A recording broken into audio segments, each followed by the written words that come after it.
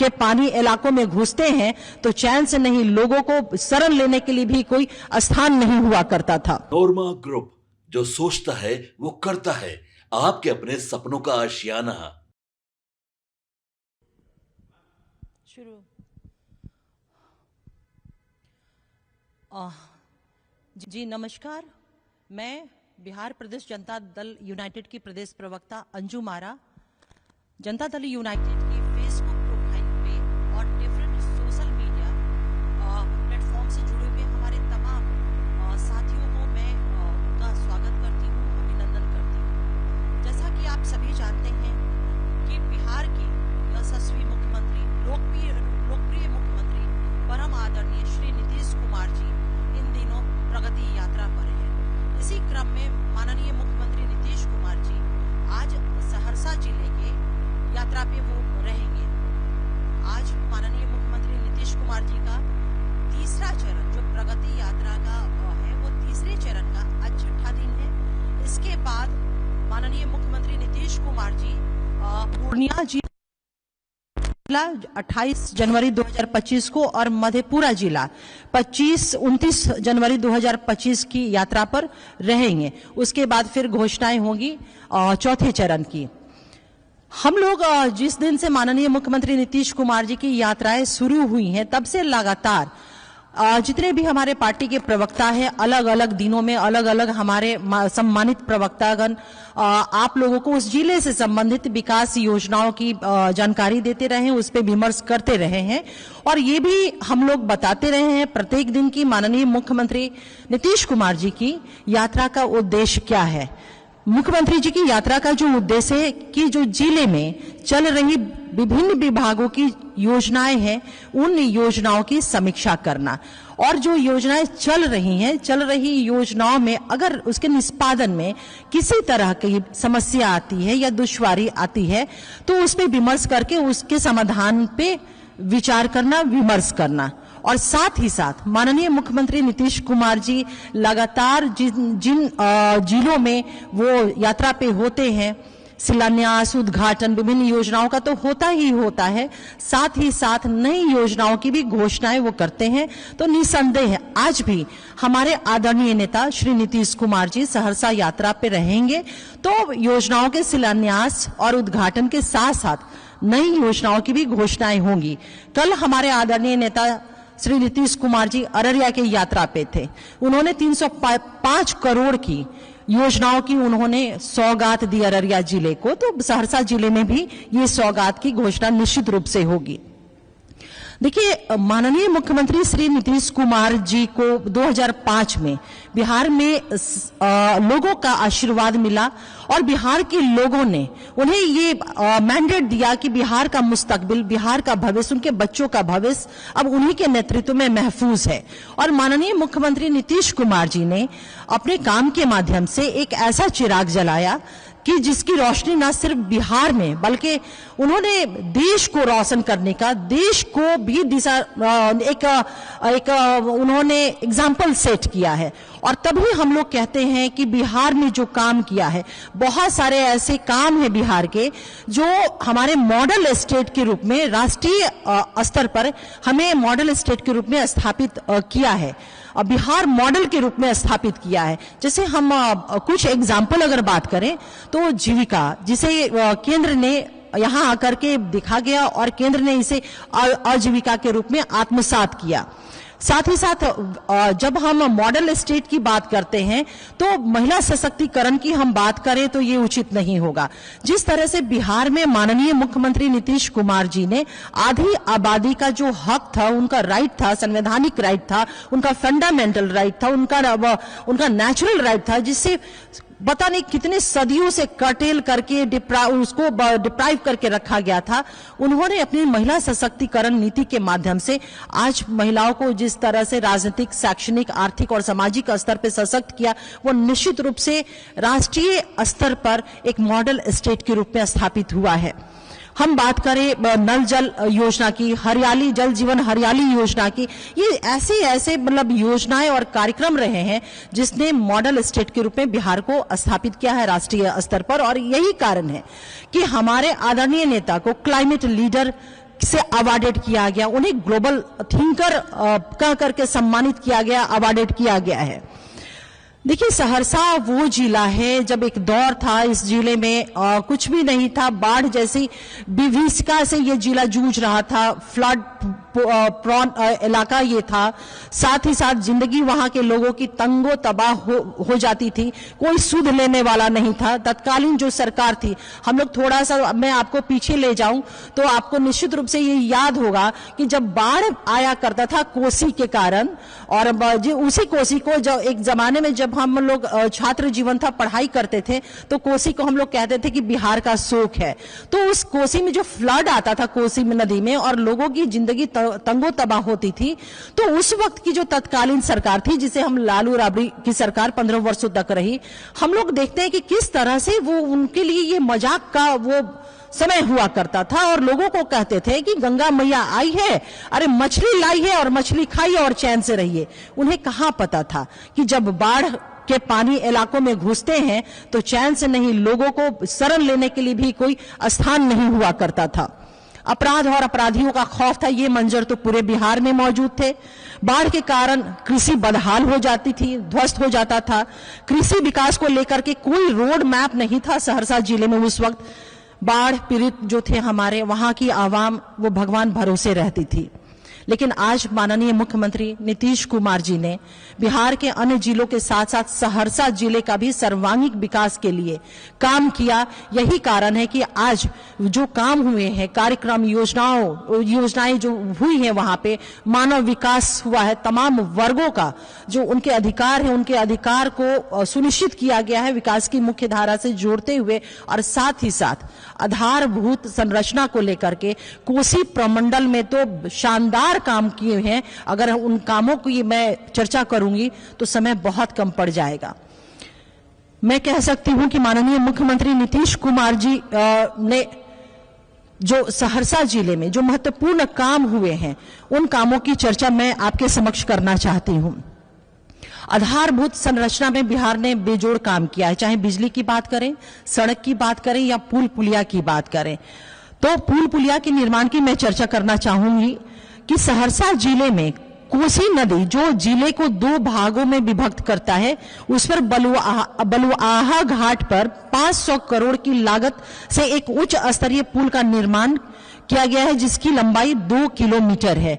ये पुल के निर्माण हो जाने से आवागमन बहुत ही सुगम हुआ है, लोगों को बहुत राहत मिला है, और समय भी जो है ना वो कम अब लगता है।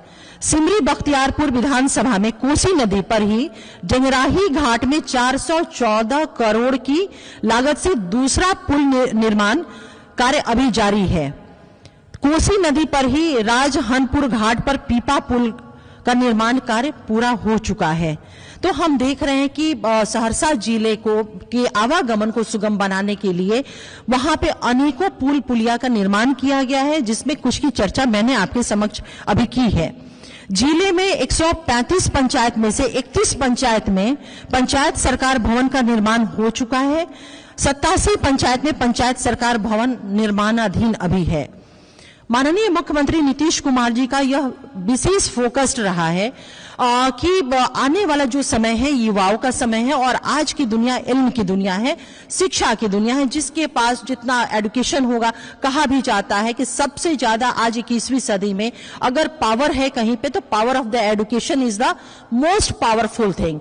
तो हमारे आदरणीय नेता नीतीश कुमार जी बिहार के बेटे और बेटियों को शिक्षित करने के लिए न सिर्फ पुस्तक, पोशाक और साइकिल योजना या अन्य योजनाएं, बल्कि उन्हें रेसिडेंशियल वो रह करके वहां पे आवास कर करके अपनी शिक्षा को वो ग्रहण कर सके, अपनी शिक्षा को वो प्राप्त कर सके, इसकी भी उन्होंने समुचित व्यवस्था बिहार के प्रत्येक जिले में की है, और सहरसा जिले में ये किया गया है। मैं छात्रावास की मैं बात कर रही हूं, बच्चों की। जिले में कर्पूरी छात्रावास का निर्माण, जिसमें 100 अन्य पिछड़ा वर्ग के छात्र रहते हैं और वहां पे रह करके अपनी पढ़ाई को वो पूरी कर रहे हैं। अन्य पिछड़ा वर्ग के लिए कन्या छात्रावास का निर्माण, जिसमें 100 बच्ची रह करके अध्ययनरत है उसी सहरसा जिले में, कि जो बच्चियां बहुत ही सुदूर इलाके में रहती हैं, वो स्कूल के पास हो सकता है कि उनके आने जाने में कठिनाई रहती होगी या अन्य कारणों से, तो उनके लिए अन्य पिछड़ा वर्ग की बच्चियों के लिए भी छात्रावास की व्यवस्था वहां सहरसा जिले में की गई है हमारी सरकार के द्वारा, जिसमें 100 बच्ची वहां पे रहती हैं। SC/ST समुदाय के लिए भी जिले में गर्ल्स एवं बॉयज हॉस्टल का निर्माण कार्य पूरा हो चुका है। कहरा प्रखंड के अमरपुर गांव में अनुसूचित जाति के लिए आवासीय उच्च विद्यालय एवं छात्रावास का निर्माण कार्य हो रहा है। मानसी से हरदी चौघड़ा तक स्टेट हाईवे का निर्माण कार्य निर्माणाधीन है। वैसी सड़कें जो एक जिनकी कनेक्टिविटी लंबी थी, कनेक्टिविटी या फिर वहां पे लोगों का आवागमन बहुत था, तो ऐसे बहुत सारे रोड है जिनको स्टेट हाईवे का दर्जा हमारी सरकार ने दिया है। तो वही मानसी से जो हरदी चौघड़ा तक है उस रोड को स्टेट हाईवे करते हुए उसका कार्य निर्माण अभी चल रहा है। कृषि कॉलेज का भी निर्माण सहरसा जिले में हुआ है। सहरसा में सहकारिता भवन का निर्माण किया गया है। बिहार विद्यालय परीक्षा समिति के अत्याधुनिक क्षेत्रीय कार्यालय भवन का निर्माण हो चुका है। अनुसूचित जाति अनुसूचित जनजाति महिला थाना के भवन का निर्माण, जिले के 6 पुलिस OP को अपग्रेड कर थाना बनाया गया है। तो हम इस तरह से देख रहे हैं कि सहरसा जिले को स्ट्रेंथन जिला बनाने के लिए माननीय मुख्यमंत्री नीतीश कुमार जी की अनेकों योजनाएं काम कर रही हैं, जिसमें कुछ प्रमुख कार्यों की चर्चा मैंने आप लोगों के समक्ष की है। इसके अलावा सहरसा जिला की एक विशेषता जो है वो ये है कि सहरसा जिला का जो इकोनॉमी जो डिपेंड करता है वो बेसिकली फार्मिंग इंडस्ट्री बेस्ड वो इकोनॉमी वहां की है। वहां का मुख्य उत्पादन मक्का, गन्ना, शायद धान और गेहूं, ये सारी चीजें हैं। तो माननीय मुख्यमंत्री नीतीश कुमार जी ने एग्रीकल्चर सेक्टर में भी बहुत काम किया है किसान एवं किसानी को आगे बढ़ाने के लिए, और यही कारण है कि 2005 के पहले जो हमारा एग्रीकल्चर प्रोडक्शन होता था, अगर कंपेयर करें आज की, तो बहुत ज्यादा जो है हमारा एग्रीकल्चर प्रोडक्शन वो बढ़ा हुआ है। तो सहरसा जिले ने भी इस मामले में मखाना की हम बात करें और या फिर हम मक्के की बात करें तो हमारा प्रोडक्शन बहुत ज्यादा बढ़ा है। सहरसा भी बाढ़ प्रोन इलाका है, वो क्षेत्र है। इसके पहले मैंने चर्चा किया कि किस तरह से उपहास उड़ाया जाता था, मजाक किया जाता था बाढ़ को लेकर के, बाढ़ पीड़ितों को लेकर के। लेकिन माननीय मुख्यमंत्री नीतीश कुमार जी, हमें गर्व होता है, हमें फक्र होता है कि हमारे माननीय मुख्यमंत्री नीतीश कुमार जी इतने संवेदनशील इंडिविजुअल में, पर्सनल कैपेसिटी में बहुत ही संवेदनशील हमारे नेता, हमारे मुख्यमंत्री जी हैं, जो सारी चीजों को उन्होंने समझा। और हमारा यही कारण है कि जल संसाधन विभाग, मैं कहूं कि वहां के बाढ़ को लेकर के जो एक नियंत्रण किया गया, बाढ़ जो एक तबाही फैलाता था, तबाही लाता था, उसको लेकर के जो कंट्रोल हमारी सरकार ने किया, नदी तटबंध बना करके उसका निर्माण करके, अनेकों सिंचाई परियोजनाओं का निर्माण करके, या फिर जल संचय कार्यक्रम को लेकर के, ये सारे बहुत सारे काम हुए जहां पे हमने बाढ़ हालांकि वो प्राकृतिक आपदा है, प्राकृतिक आपदा को हम उसके प्रभाव को मिनिमाइज कर सकते हैं। तो ये पूरी कोशिश हमारी सरकार के द्वारा माननीय मुख्यमंत्री नीतीश कुमार जी ने की है। देखिए, एक चीज तो मैं ये जरूर कहूंगी कि जनता दल यूनाइटेड एक हम सभी जानते हैं कि पॉलिटिकल पार्टी है, और हर पॉलिटिकल पार्टियों का जो उद्देश्य होता है, मकसद होता है, मैक्सिमम MLA, मैक्सिमम MP को हम जिता करके लाए ताकि सत्ता हमारे साथ रहे। तो निश्चित रूप से हम भी एक पॉलिटिकल पार्टी हैं, तो हमारा एक उद्देश्य तो ये है ही।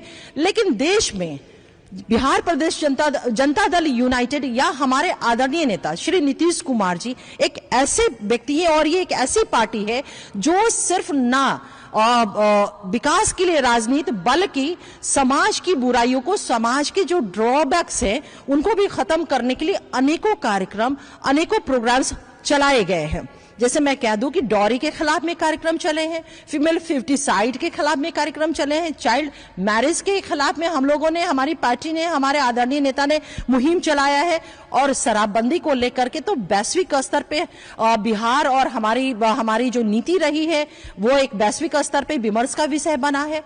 शराबबंदी वो एक निर्णय हमारे माननीय मुख्यमंत्री नीतीश कुमार जी का रहा जो साहसिक और ऐतिहासिक उनका कदम रहा बिहार की महिलाओं की आवाज पर। और आज हम देखते हैं कि शराबबंदी के कारण हमारा बिहार, हमारा समाज जो है कितना खुशहाल समाज बना है, स्वस्थ समाज बना है। आज बिहार की बेटियां या महिलाएं ये नहीं कहती हैं कि कोई नशे में आकर के या शराब के नशे में आकर के उसके साथ एट्रोसिटीज कर रहा है। ये शिकायतें अब नगण्य हो चुकी है। अब बिहार की बेटियों को ये डर नहीं है कि वो स्कूल या कॉलेज जा रही हैं तो उनके साथ ईव टीजिंग के मामले होंगे। तो जिन मकसद से शराबबंदी कानून लाया गया है वो निश्चित रूप से उस मकसद पे हमारी सरकार ने 100% सफलता हासिल की है। लेकिन वही हम इस बिहार में देखते हैं कि कुछ लोग ऐसे हैं कि राष्ट्रपिता महात्मा गांधी की तस्वीर को लगा करके, बैनर पे तस्वीर लगा करके घोषणा करते हैं कि मैं 2 मिनट में शराबबंदी को खत्म कर दूंगा। यानी कि बिहार की महिलाओं का, बिहार की बेटियों का जो सर्वांगीण विकास हो रहा है, उस घोषणा से उनका वो विकास अवरुद्ध करने की बात, समाज को कुंठित समाज पुनः बनाने की बात और समाज में एक अराजकता और एक कहूं कि मैं एक फिर से उस बुराई को लाने की बात इन लोगों के द्वारा की जा रही है। देखिए, राष्ट्रपिता महात्मा गांधी जी से जब वो गोल में सम्मेलन में जा रहे थे तो पत्रकार बंधुओं ने उनसे पूछा था कि बापू, आपके सपनों का भारत, आप स्वतंत्रता आंदोलन कर रहे हैं, देश को आजादी दिलाने के लिए आपके बड़े संघर्ष हो रहे हैं, लेकिन आपके सपनों का भारत होगा कैसा? आपको जानकर के खुशी होगी कि बापू ने कहा था, मेरे सपनों का भारत वो भारत होगा जहां पर कोई नशा नहीं होगा, शराब नहीं होगा। और मैं कह सकती हूं कि हमारे माननीय मुख्यमंत्री श्री नीतीश कुमार जी ने शराबबंदी लागू करके बिहार को बापू के सपनों का भारत बनाने का काम किया है। माननीय मुख्यमंत्री नीतीश कुमार जी की जो विजन रही है बिहार को विकसित बिहार बनाने की, निश्चित रूप से बिहार माननीय मुख्यमंत्री नीतीश कुमार जी के लीडरशिप में बहुत ही तेजी से डेवलप्ड बिहार बनने की दिशा में अग्रसर है। और जो हमारे आदरणीय नेता ने विकसित बिहार बनाने का जो उनका सपना रहा है, विजन रहा है, हमारे आदरणीय नेता उस विजन को मिशन के तौर पे वो काम कर रहे हैं ताकि वो विकसित बिहार बनाने का सपना को साकार वो कर सके। देखिए, बिहार जो है ना, बहुत मामले में अगर पूरे इसके बैक में जाते हैं तो बिहार क्रांतिकारी भूमि रही है। यहां से अनेकों ऐसे रिवॉल्यूशन हुए हैं जो देश को एक दिशा निर्देश दिया है, पूरे विश्व को एक संदेश दिया है। और राष्ट्रीय आंदोलन की मैं बात करूं तो राष्ट्रपिता महात्मा गांधी ने, हमारे बापू ने चंपारण से अंग्रेजों के खिलाफ उन्होंने मुहिम छेड़ी थी, वहां से आगाज किया था। वो ये धरती है बिहार। जेपी ने, जो कांग्रेस का शासन था, आपातकाल का वो समय था, उसके खिलाफ बिहार की धरती से ही उतना ताकतवर जो एक सत्ता थी केंद्र की, आपातकाल उन्होंने लगाया। आपातकाल को एक काले अध्याय के तौर पे हम देखते हैं। उस दौरान बिहार की धरती ने वहां से उसके खिलाफ जेपी मूवमेंट स्टार्ट किया था। लेकिन जो भी आंदोलन हुए, यहां से जो भी क्रांति, मैं कह सकती हूं कि उन क्रांति में एक फायर था, एक रोष था, एक गुस्सा था और मैं कह सकती हूं कि एक फोर्स भी था। लेकिन हमारे माननीय मुख्यमंत्री नीतीश कुमार जी ने भी 2005 के बाद से आज तक जो बिहार में क्रांति लाई है, जिसे हम कहते हैं कि समाज में मौन क्रांति लाना, उसमें कहीं कोई फायर नहीं, कहीं कोई आक्रोश नहीं, किसी वर्ग में कोई गुस्सा नहीं, बल्कि तमाम वर्ग और पूरा एंटायर बिहार और यहाँ का समाज, माननीय मुख्यमंत्री नीतीश कुमार जी ने जो बदलाव किया, जो क्रांति लाई समाज में, मौन क्रांति, उसको सभी लोगों ने सहर्ष स्वीकार किया और उसमें बढ़ चढ़ करके अपना कंट्रीब्यूशन भी दिया। अगर मैं बात करूं समाज की पितृसत्तात्मक जो हमारा समाज है, तो ये समाज कब बेटियों को अधिकार देने की दिशा में आगे बढ़ गया हमें पता भी नहीं चला। और आज बिहार की बेटियों को उनका 100% राजनीतिक, शैक्षणिक, सामाजिक और आर्थिक अधिकार उन्हें मिल रहा है।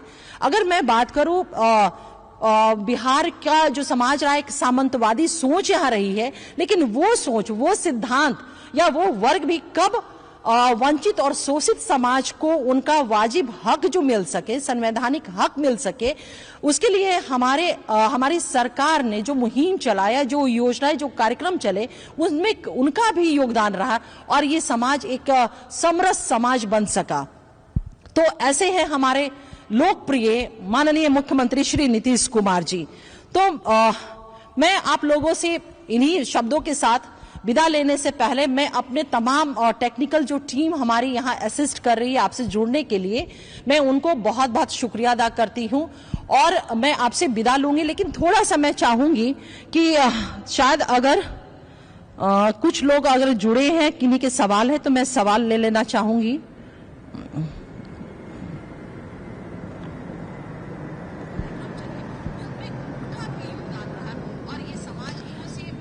जनाब मोहम्मद इमामुद्दीन राइन साहब ने लिखा है कि माननीय नीतीश कुमार जी ने कब्रिस्तानों की घेराबंदी युद्ध स्तर पे की। निश्चित रूप से देखिए, ये तो बात सही है ना कि जिस तरह से समाज में एक सामाजिक सौहार्द स्थापित करने के लिए माननीय मुख्यमंत्री जी ने कब्रिस्तानों की घेराबंदी की, या भागलपुर दंगे की हम बात की तो वहां के आयोग का गठन करके जो विक्टिम थे, जो डिसीज थे, सभी को वो अधिकार मिला। और न सिर्फ कब्रिस्तानों की घेराबंदी, बल्कि हमारे माननीय मुख्यमंत्री नीतीश कुमार जी ने मंदिरों की भी घेराबंदी की है। तो उनकी सेंसिटिविटी रही है। भागलपुर दंगे पे भी लोगों ने कहा है सरकार किसानों के लिए शानदार काम कर रही है, ये भी बात कही गई है। एमबी दोजा के द्वारा मोहम्मद इमामुद्दीन राइन साहब पुनः कहते हैं कि बिहार में माननीय मुख्यमंत्री नीतीश कुमार जी ने कानून का राज स्थापित किया है, सर्वांगीण विकास किया है। बिल्कुल सही, आप सभी लोगों की टिप्पणी है, बिल्कुल सही है। माननीय मुख्यमंत्री नीतीश कुमार जी ने तमाम वर्गों के लिए विकास किया, कानून का राज स्थापित किया है। तो मैं अपने नेता के लिए, जो इतना उन्होंने काम किया है, तो मैं अपने नेता के लिए आप लोगों से विदा होने से पहले चंद अल्फाज बोल करके मैं अपनी बातों को खत्म करूंगी। हम कतरा होकर भी दरिया से जंग करते हैं, हम कतरा होकर भी दरिया से जंग करते हैं, हमें बचाना समंदर की जिम्मेदारी है।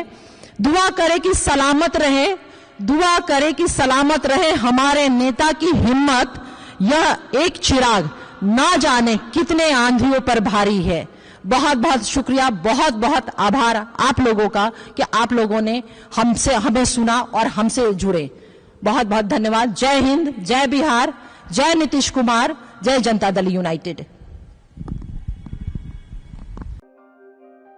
आपके सपनों को हमने सजाया है, ई होम्स पैनोरमा को हमने बनाया है। ई होम्स मेरा एक सपना था जिसपे मैं पिछले 4 साल से काम कर रहा था। हमने जो बनाया है वो सबने है माना। ई होम्स पैनोरमा में हो आपका भी आशियाना। और फाइनली हमने 2021 में इस प्रोजेक्ट को लॉन्च किया। बहुत लोग अप्रिशिएट कर रहे हैं कि पूर्णिया जैसे शहर में, बिहार के, एक तो बिहार की बात करें उसमें भी पूर्णिया जैसे छोटे जगह में इस तरह का लाइफस्टाइल देना, ये सुन के हम लोगों को बहुत अच्छा लगता है। ई होम्स में हमने कुछ और भी किया है, जैसे हम जिस जगह में रह रहे हैं हमारे फैमिली सिक्योर हो, उनको सिक्योरिटी का ध्यान में रखा है। आपकी सुविधा और सुरक्षा आपके लिए खास है, ये आपका विश्वास है। इसमें आर्टिफिशियल इंटेलिजेंस का 7 लेयर सिक्योरिटी का हमने इस्तेमाल किया है। लस ग्रीन कैंपस को बनाया है। यदि हमारा बाउंड्री वाल है तो वो वर्टिकल गार्डन है। ये जितनी भी फैसिलिटी होता है एक इंटरनेशनल टाउनशिप में ई होम्स है, ये हम लोग विश्वास नहीं कर पा रहे हैं। जो भी हमारे मित्र, दोस्त या जो भी हमारे बाहर के बाहर आते हैं तो हम लोगों को बहुत अच्छा सुनने को मिलता है और बहुत अच्छा क्रेडिट मिल रहा है। वो सारा हमने सिर्फ एक बिल्डिंग नहीं बनाया, हमें एक बहुत अच्छा लाइफस्टाइल दिया ई होम्स में, और मेरा एक सपना था जिसको मैं आज फुलफिल होते हुए देख पा रहा हूँ। ये आपका आवास है। ई होम्स पैनोरमा में अब आपका निवास है। E homes panorama, luxurious lifestyle redefined. Panorama group, जो सोचता है वो करता है। अगर ये वीडियो पसंद आई और वह बिहार के राजनीति और बिहारियत से सरोकार रखेनी तो सब्सक्राइब बटन दबा के चैनल के सब्सक्राइब कर ली। ओजे एगो घंटी बा, ओकरा बटन दबा देला से कुल सटीक और मारक खबर रुआ मुफ्त में मिल जाई। अगर रुआ पत्रकारिता के हमनी के नया प्रयोग में सहयोग कर चाहतानी तो ज्वाइन बटन दबा दी। पेटीएम नंबर नोट कर ली 9386 816